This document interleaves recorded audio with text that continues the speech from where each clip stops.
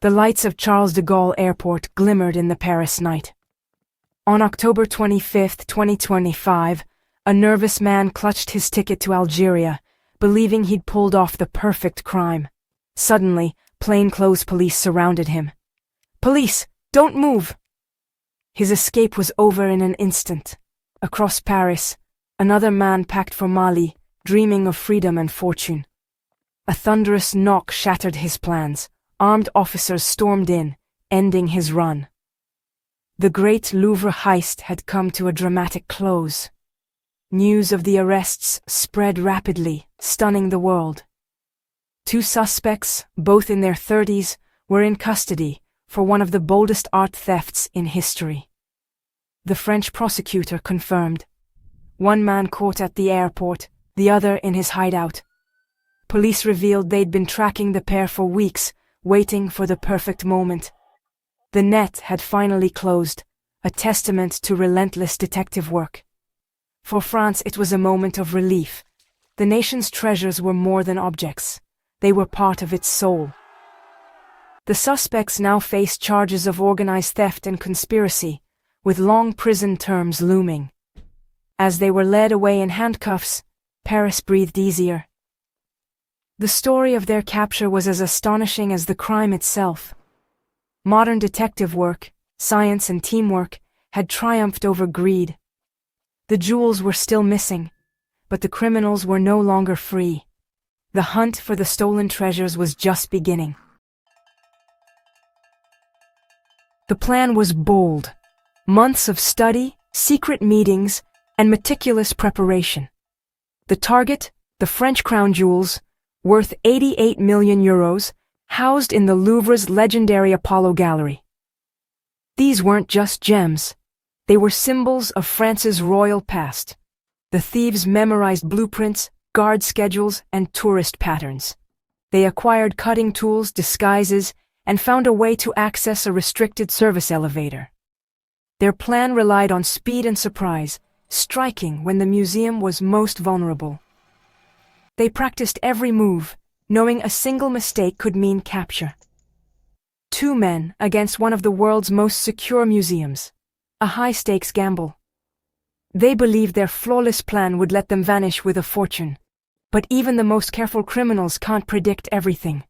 The stage was set for a heist that would make history. Sunday, October 19, 2025. The Louvre opened its doors to a flood of eager tourists. The museum buzzed with excitement, unaware of the storm about to hit.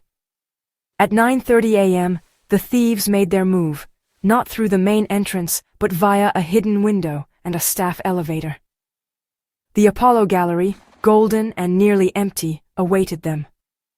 Dressed to blend in, they moved with purpose, hearts pounding but minds focused. They'd rehearsed this moment countless times. They knew exactly which cases held the most valuable treasures. The gallery's beauty stood in stark contrast to the crime about to unfold.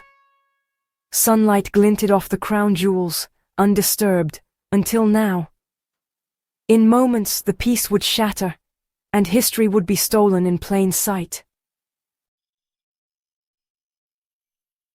Inside the Apollo Gallery, the thieves sprang into action. Power tools screamed as they attacked the reinforced glass cases. Tourists gasped. This was no performance. Their targets, Napoleonic-era relics, glittering with diamonds and history. Working in perfect sync, they smashed glass, grabbed 8 priceless items, and stuffed them into protective bags. They ignored lesser pieces, focusing only on the most valuable. Alarms blared, echoing through the museum. But the thieves were prepared. They counted on chaos and speed. As security scrambled, the thieves finished their work. With the jewels in hand, their only thought was escape. The entire heist lasted just 4 minutes. In that time, the thieves shattered security, stole 88 million euros in artifacts, and vanished.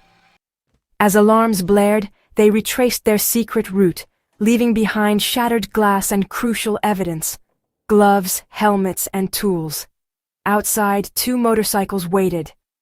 They sped into the Paris streets, blending into traffic, seemingly invisible.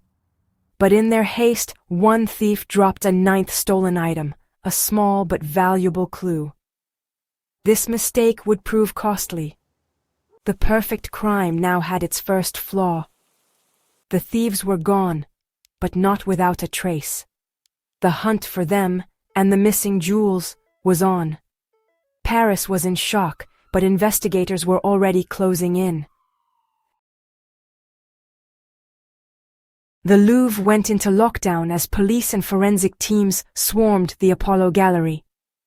Every detail was photographed, every surface examined for fingerprints and DNA. The abandoned gloves, helmets, and tools became a goldmine of evidence. Investigators hoped the thieves had left behind invisible traces, sweat, skin cells, a partial print. Over 150 samples were analyzed in the lab, each one a potential breakthrough. The dropped ninth item helped map the escape route. Security footage from across Paris was pulled, tracking two motorcycles fleeing the scene. Piece by piece, the police built a picture of the suspects.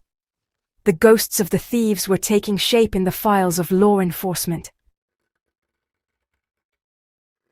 Forensic breakthroughs came quickly. A clear fingerprint on a glove DNA from sweat inside a helmet. The evidence matched two men with criminal records. With names and faces, the investigation shifted into high gear. Police knew the thieves would try to flee France with their fortune. Surveillance teams watched their homes, associates, and online activity. One suspect booked a flight to Algeria, the other prepared to escape to Mali. The police waited, tracking every move.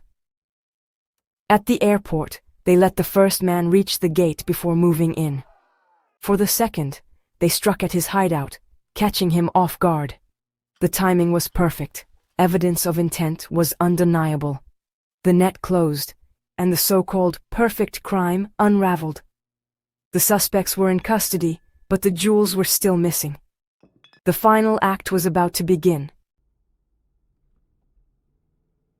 The arrests were swift and flawless. At Charles de Gaulle, the first thief was caught just steps from freedom. In Seine-Saint-Denis, the second was taken by surprise in his apartment. Relief swept through Paris. The masterminds were in custody. Interrogations began, with police desperate to recover the missing crown jewels. Searches of properties and hideouts intensified. Investigators suspected a wider network: accomplices, planners, and black market contacts. The legal process was just beginning, but the case was already a triumph of modern policing. DNA, fingerprints, and patient surveillance had cracked the case. The story of the Louvre heist would end not in luxury, but in handcuffs. The chase was over, but the legal battle had just begun. The thieves faced severe charges, organized theft and conspiracy, with overwhelming evidence against them. Their dreams of riches were replaced by the reality of prison. The search for the missing jewels continued, with every lead pursued. The case became a legend, a tale of daring, but also of failure. Forensic science and relentless police work had prevailed. The world watched as Paris proved that even the boldest criminals leave traces. The Apollo Gallery would heal, but the lesson remained: you can run, but you can't hide from justice. The city's defenses were more than walls. They were the determination of its people. Justice was being served, and hope remained that the crown jewels would one day return home.